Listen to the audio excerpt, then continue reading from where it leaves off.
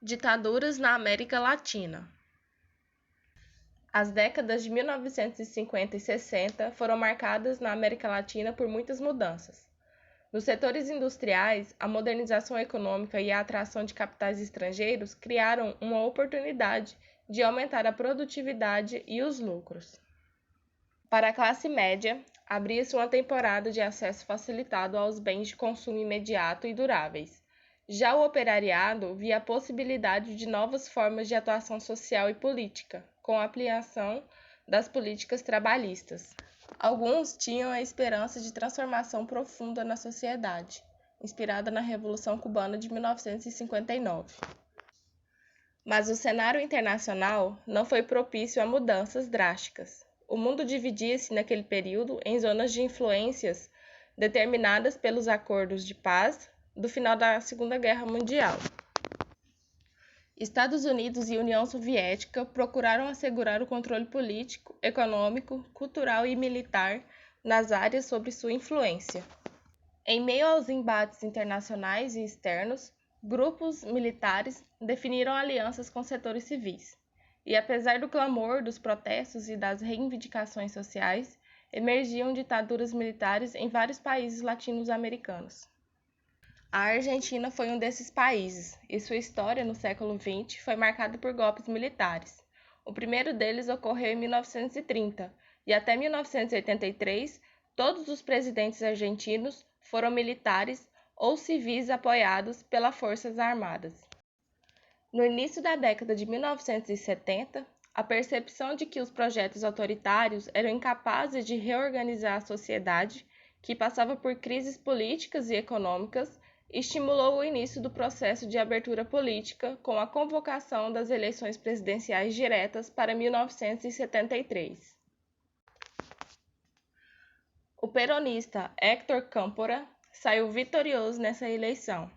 O mesmo promoveu o retorno de Juan Domingo Perón, que foi presidente entre 1946 a 1955. O mesmo havia sido exilado no Paraguai e depois na Espanha. Câmpora renunciou à presidência poucos meses depois, forçando a realização de novas eleições. No pleito de 1973, em setembro, Perón venceu com facilidade. No entanto, o presidente estava doente e acabou falecendo em julho de 1974. Assim, a sua esposa e vice-presidente, Maria Estela Martínez, mais conhecido como Isabelita, assumiu o poder. Câmpora renunciou à presidência poucos meses depois, forçando a realização de novas eleições. No pleito de 1973, em setembro, Perón venceu com facilidade. No entanto, o presidente estava doente e acabou falecendo em julho de 1974. Assim, a sua esposa e vice-presidente, Maria Estela Martínez, mais conhecido como Isabelita, assumiu o poder. Isabelita, porém, não contava com o apoio da maior parte da população dos argentinos e enfrentava resistência até dentro do próprio movimento peronista. O tenso cenário político e o declínio da economia nacional isolaram politicamente a nova presidente, que foi derrubada por um golpe militar em março de 1976.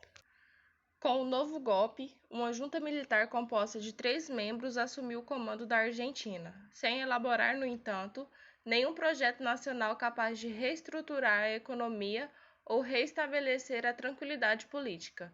Nesse cenário, a economia retraiu-se e as taxas de desemprego atingiram os maiores patamares da história da Argentina. No início do regime, o alvo principal da repressão governamental eram os grupos de esquerda. Rapidamente, os trabalhadores, estudantes, profissionais liberais, empresários e religiosos também passaram a ser perseguidos. A Argentina conheceu o que alguns estudiosos denominaram o terrorismo de Estado. Apesar da repressão, muitos grupos de resistência contra a ditadura argentina surgiu nesse período, como a Associação das Madres de la Plaza de Mayo, que reunia mães de desaparecidos políticos, que passaram a se manifestar regularmente na Praça de Maio. Em abril de 1982, a Argentina, sob o governo de Leopoldo Galtieri, entrou em um conflito contra a Grã-Bretanha. Era a Guerra das Maldivas.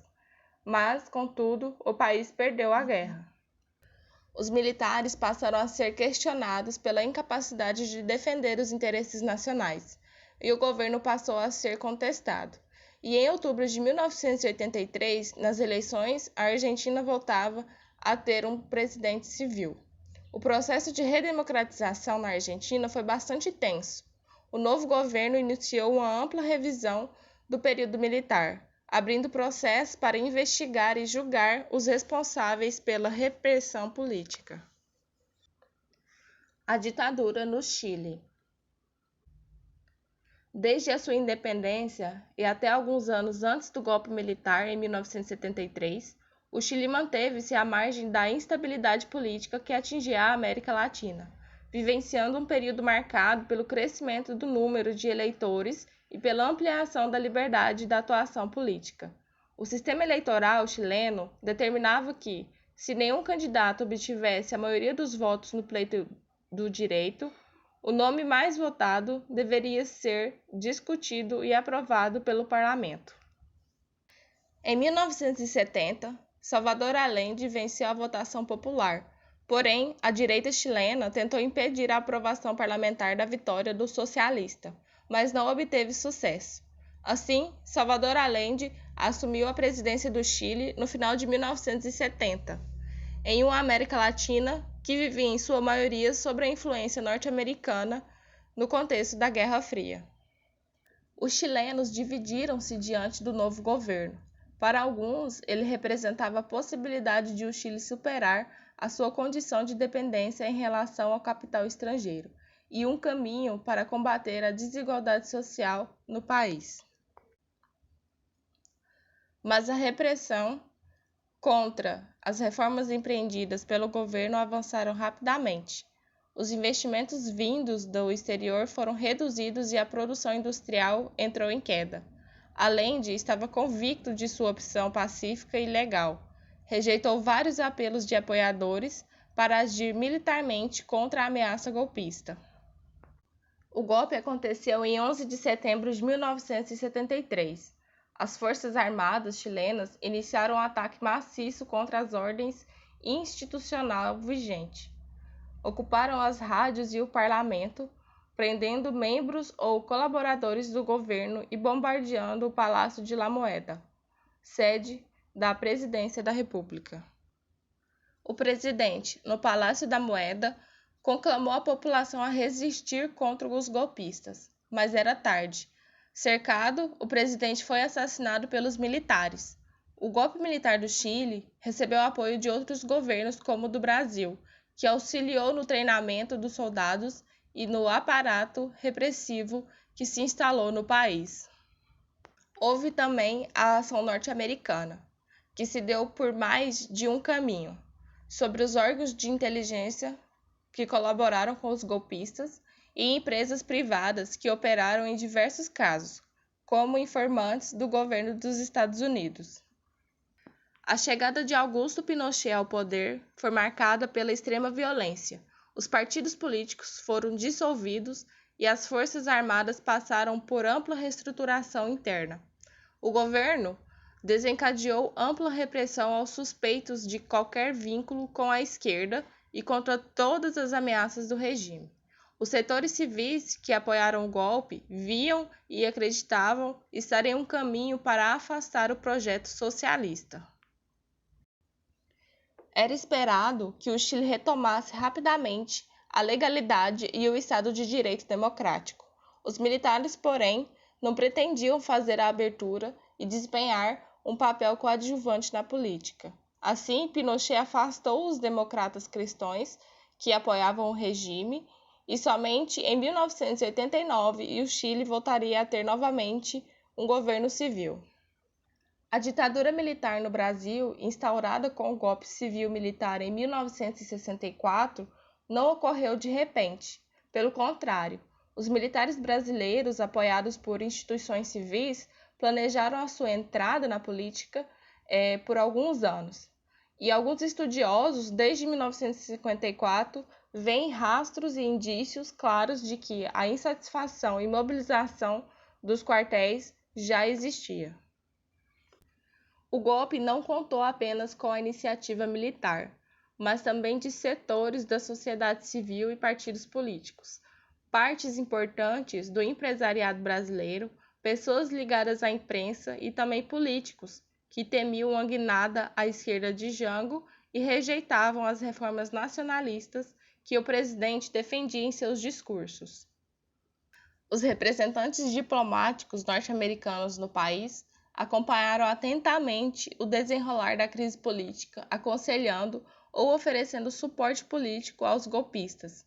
O golpe ocorreu em 31 de março de 1964, quando as tropas militares, partindo de Minas Gerais em direção à cidade do Rio de Janeiro, foram depor João Goulart.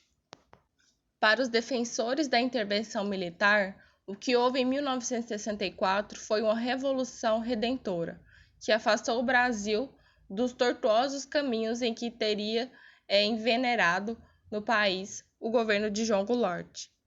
Para os oposicionistas, foi um golpe. Com o golpe concluído, o empenho militar em redefinir o funcionamento do Estado brasileiro se iniciou com os atos institucionais, que eram expedidos pelo Poder Executivo e possuíam força de lei, mas não passavam pelo Congresso. Em março de 1967, Arthur da Costa e Silva, representando a linha dura nas Forças Armadas, sucedeu o Castelo Branco na presidência. Costa e Silva enfrentou os protestos de trabalhadores que estavam insatisfeitos com a redução dos salários por causa da política deflacionária do governo anterior.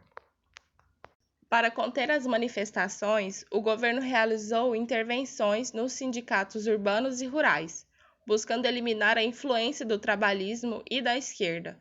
Novos dirigentes, alinhados com o regime, passaram a dirigir as associações sindicais, mas nem todos os sindicatos se silenciaram diante da repressão. Os estudantes também realizaram diversos protestos para exigir o retorno da democracia plena, a criação de mais vagas nas universidades públicas e a melhoria na qualidade do ensino. Em dezembro de 1968, o governo fechou o Congresso Nacional e decretou o Ato Institucional número 5, o AI-5, que reforçou o poder executivo e, entre outras medidas, recrudesceu a censura prévia à imprensa, permitiu a suspensão dos direitos constitucionais de qualquer cidadão, cassou os direitos políticos de todos que fossem considerados ameaça à ordem nacional e autorizou a decretação do estado de sítio e o confisco de bens como punição por corrupção. As manifestações públicas e o movimento estudantil não tinham mais lugar no Brasil do AI-5. A voz das ruas eram silenciadas e o espaço institucional da resistência ao regime praticamente se esgotou. A economia atravessava um momento de prosperidade com a ampla oferta de mão de obra, modernização do parque industrial e inúmeros investimentos externos e internos. Os trabalhadores, no entanto, não se beneficiaram do crescimento nacional, já que a política econômica arrochou os salários, aprofundou a concentração de renda e favoreceu os setores empresariais, ou seja, as classes altas do Brasil. A chegada de Ernesto Geisel à presidência em 1974 marcou o início da mudança no país. Nas eleições parlamentares, ficou evidente o anseio de alguns setores da sociedade brasileira por reformas e mudanças. Posteriormente, em 1982, o AI-5 foi revogado e o movimento popular ganhou força novamente pelo Brasil, reivindicando o fim da ditadura e a votação direta. O movimento ficou conhecido como Diretas Já, mas somente em 1989 os brasileiros finalmente puderam votar e escolher o presidente da República por meio do voto direto.